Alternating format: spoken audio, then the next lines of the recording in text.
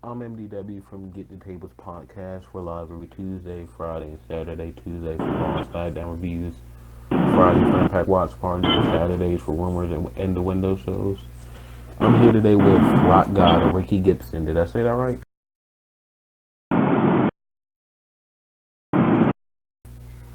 Rock God Ricky Gibson. Did I say that right?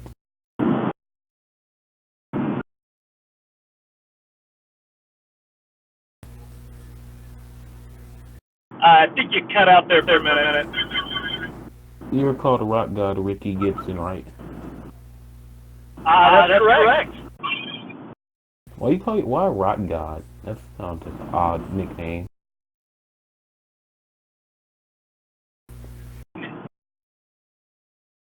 Rock God. Why? I don't know.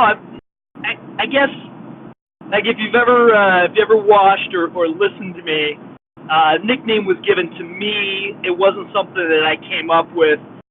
Simply just based on my abilities, my singing, my guitar playing.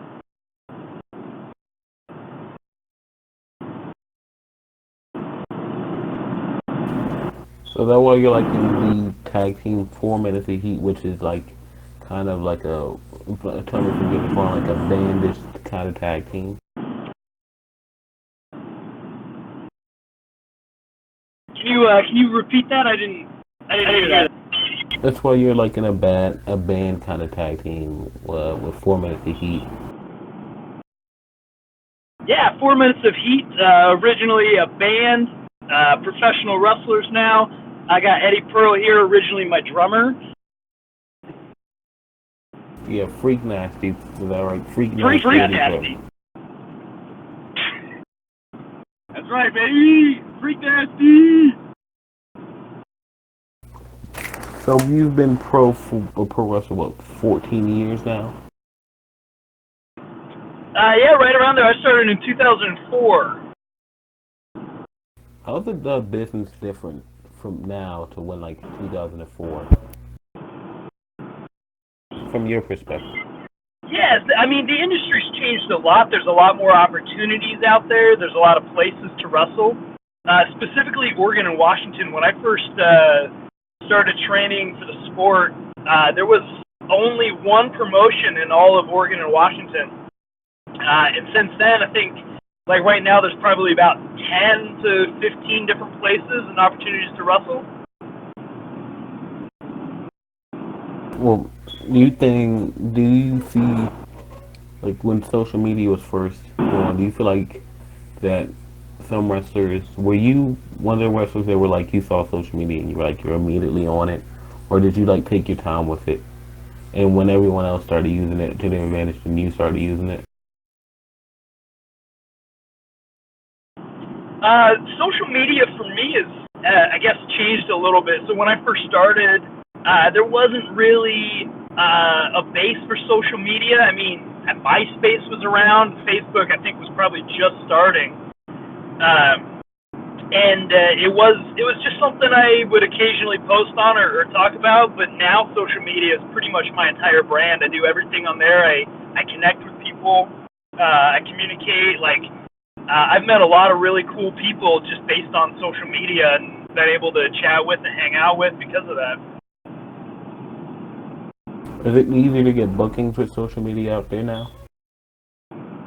Yeah, I think social media is almost a necessity for bookings and new places to work. I've been able to connect with people that I never would have been able to connect with or meet with, and because of that, gotten opportunities to kind of travel all over and yeah, do my thing. You know, I got a booking out in North Carolina through social media, several down in California through that. Yeah.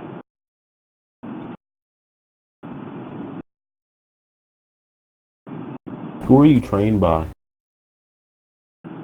Originally trained by Tito Carrion. He was a lucha wrestler, old gentleman. I think when I first started training there, he was almost 70 years old. Several people around that same school trained me. So the grappler Len Denton had made his way through there. Roddy Piper came through there several times to do like little seminars and whatnot. And when I first started, that was the place to go in Oregon, the place to train for sure. Something that your trainers and coaches try to like install into you that you guys need to do this, and this is right, that this is what something that you should be doing if you want to go somewhere in this business.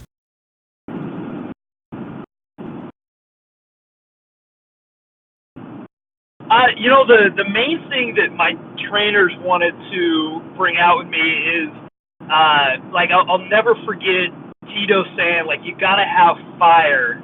That was like I don't know if that was his catchphrase or just it bled over to pretty much everything I do, and not just in the ring, but in general, like that charisma, that character, that passion for what we do.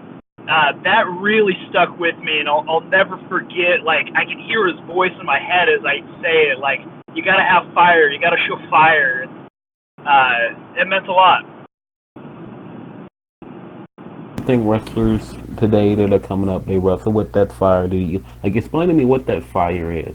Can you explain to me what that is when he says that you gotta have fire? Yeah, I think if you ever watch wrestling or really pretty much anything, you can see that passion in whatever sport you're watching. You can see the passion that people have. So when you come out through the curtain, the difference of just walking out and the difference of connecting with people and the passion in your eyes and the fire, the flame, like that pure emotion that you see. And I don't think there's any way to like explain it other than like how you feel it. And you can see when someone has it and when someone doesn't, with no matter what they're doing. You believe the wrestlers today they're coming up, they wrestle with that same fire and passion, or is it like different? Maybe there's something different about them.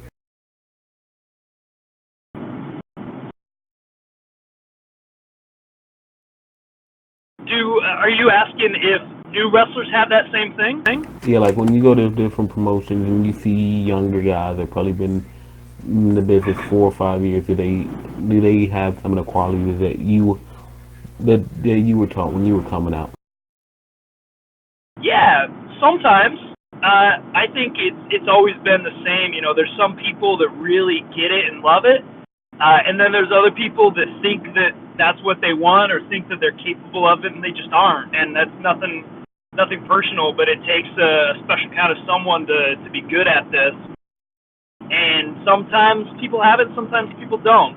I've seen people that are pretty good that don't have it, and I've seen people that aren't very good that do have it. So that's not necessarily everything, but it can mean a lot.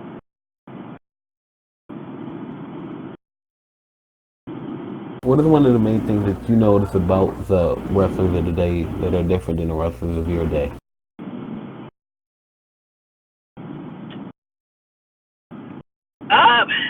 It's a good question.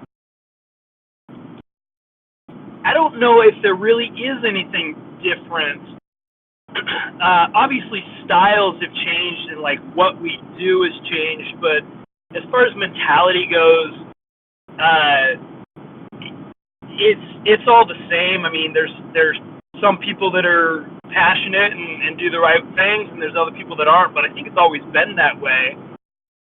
And I think anyone that's been around a decent amount of time has seen it in waves, and especially the more you travel, the more you realize, you know, everywhere is the same. There's good, there's bad. I don't think there's a specific characteristic or style or anything that's necessarily different from today's generation to yesteryear.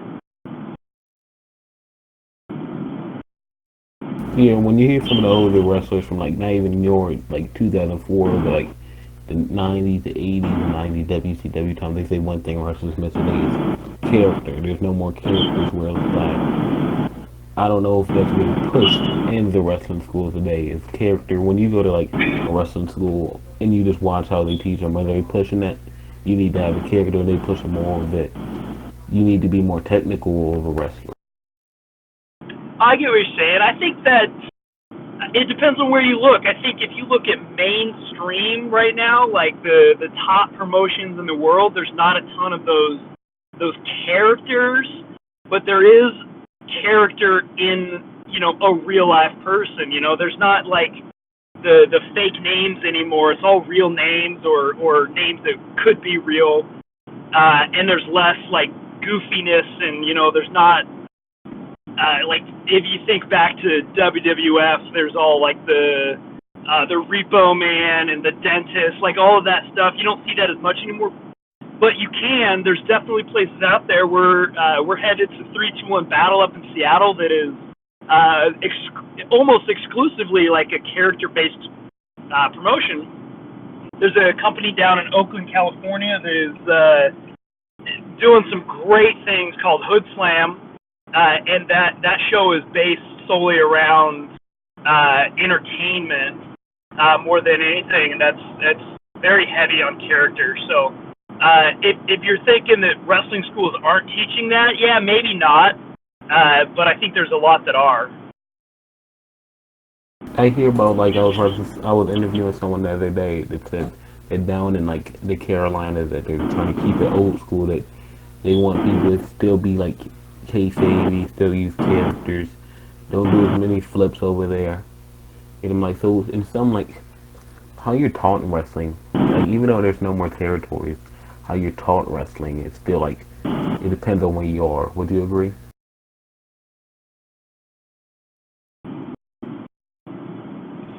I didn't quite understand the question. Could you repeat that again? Where you're based at, where you start wrestling is where like you're gonna be taught a different way you're wrestling in Virginia than what you will be in the Carolinas, or that you will be. Oh, You know what I mean? yeah, definitely. There are different areas of the country have different styles and what people are used to, and it's not just wrestling; it's everything in the world. There's it's different phases or what entertains people.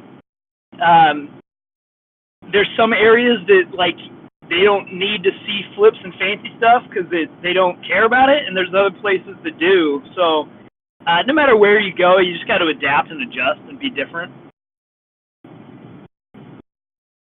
Now, speaking of adapting, you are a tag team, mostly tag team wrestler now, but when you first started, I'm sure you were singles.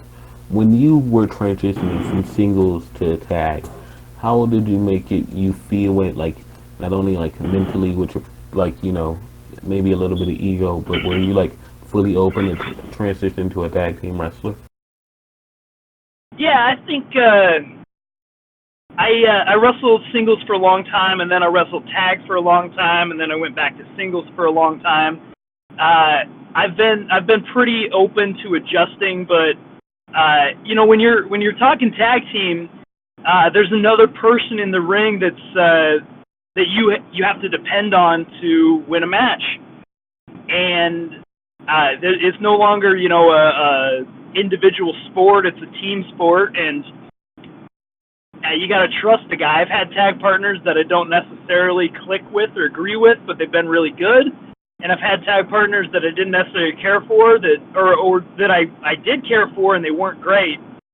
And then finally, you find that one tag partner that's like your soulmate, and everything clicks together. Things work well. You have the same mindset.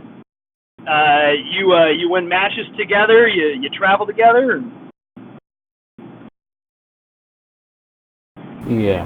So can you tell me like which is harder, like which are like this like can you tell me right now the key difference between this straight up singles wrestling and tag wrestling? Because in my opinion right now tag wrestling has been a lost art for the last 15 years. It's been pretty much a lost art, except in like the Japanese promotions and a little bit of Ring of Honor. Tag wrestling that's never been like the main event of anything. yeah, in general, like what's harder about it is tag wrestling. You have to depend on another person being on the same brain length as you, the same brain waves, and so there's you have to click. You have to be together. Like you have to have the same goal in mind. Singles wrestling is easy because you don't have to have that. But I think there's something, like you said, it's like it's a lost art. There's just something cool and fancy and fun about tag wrestling, and honestly, when you're in the ring, you get a little bit of a break. You don't have to go. You get a tag out and let your partner beat up the other guy and go from there.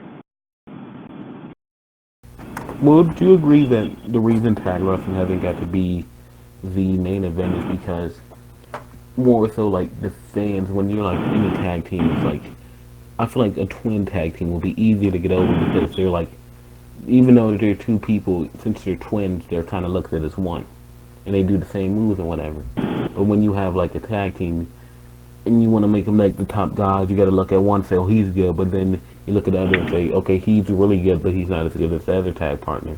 And then the other tag partner gets more over than his own tag partner, and it makes it kind of weird to put them in the main event because even though they're both good, there's like the crowd is on one side, and then you gotta factor in whether the other tag team is over, and it's like when you're booking a tag team stuff, there's a lot of like elements to go into how would the crowd react and this and that. Would you agree?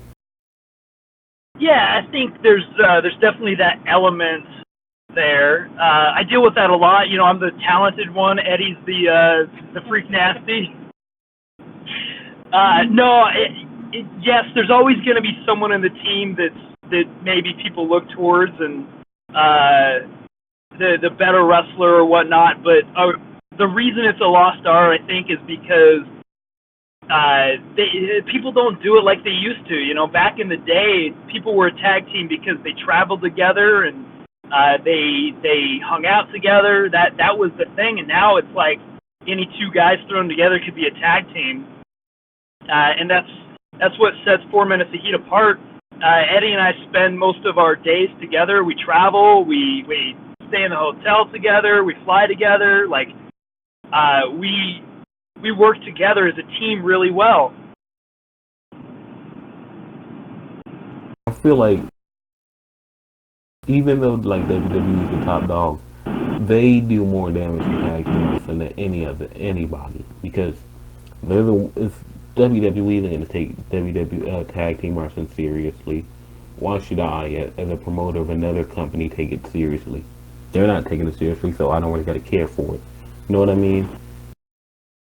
Yeah, I can see that. I think tag team wrestling is kind of always going to be that special attraction compared to, you know, everyone cares about the heavyweight title or you know, that title picture. And I don't think there's anything wrong with that. I think there's something to be said about that individual person going out there and being successful on their own. And so tag team wrestling, I don't know if anyone doesn't take it serious. I think it's just a little bit harder to do in a good way. So, yeah, it just depends on the person, the place, and the time. Speaking of people that want to make tag team wrestling the main event, let's talk about the Young Bucks and a little company called AEW, which they're about to have themselves a tag team tournament. And the Young Bucks have stated since day one that they want to make tag team wrestling worthy, or not even worthy, the main event. Now, how was tag team wrestling? How did that make you feel in your perspective? I know it has to make you feel so pumped up that they're going to make it the main event. And if I keep working, maybe I can get there and be in the main event. Yeah, I think tag team wrestling could be in the main event. I'm happy to see anyone, doesn't matter who, anyone to take that stance with tag teams. And I think, you know, the one thing that I really like is recently NWA and AEW both said that, you know, who are the top tag teams out there.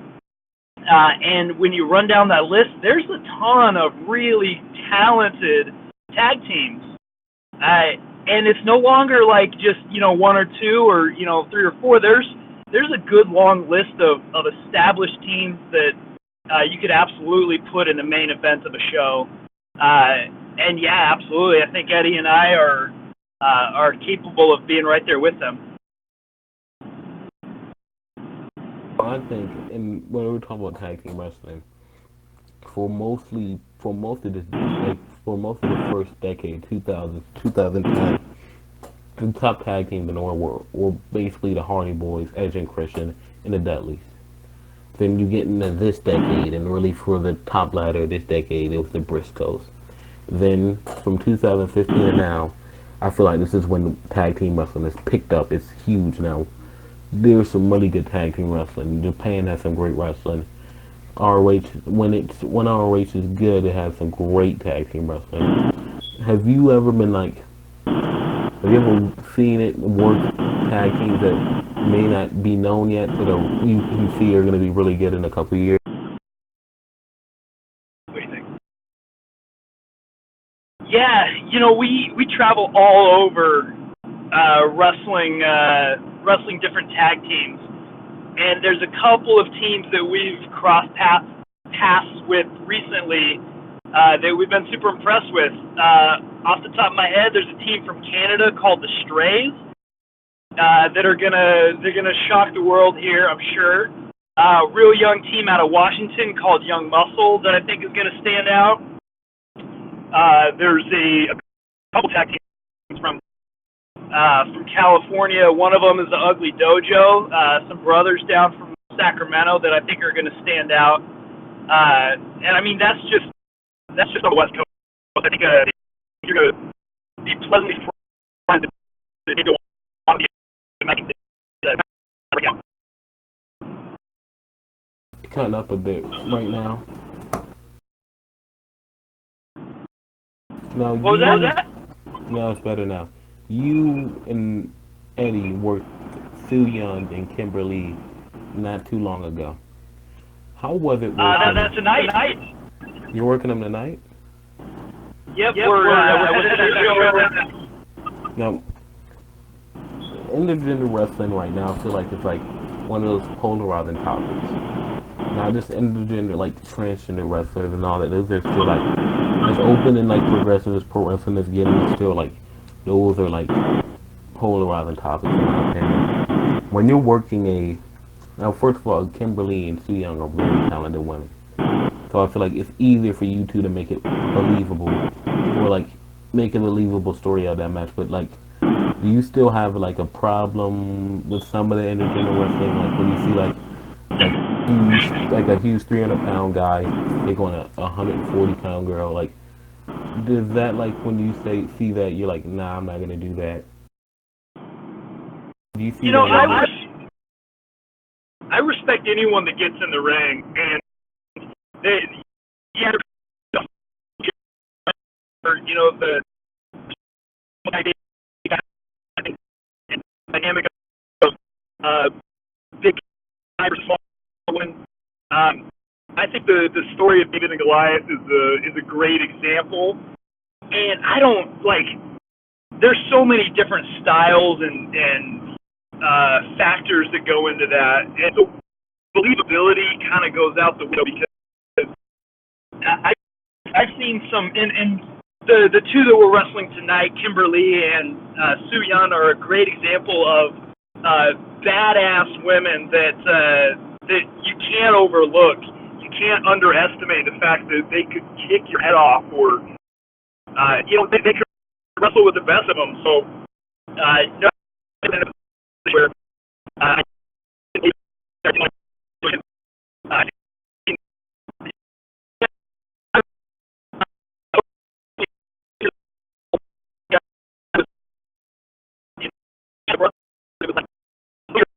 and his brother just won and he believes my told.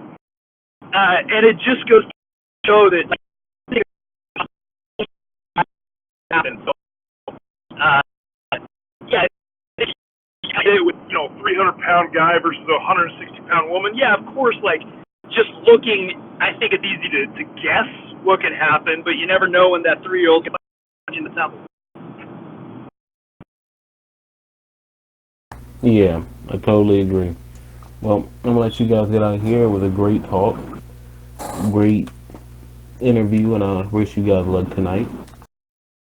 I appreciate it. I'm glad we can connect. All right, I hope I can get a follow up maybe 3-4 months down the line to see how you guys are doing then. Sounds good, my friend. Just let me know. All right. Peace out.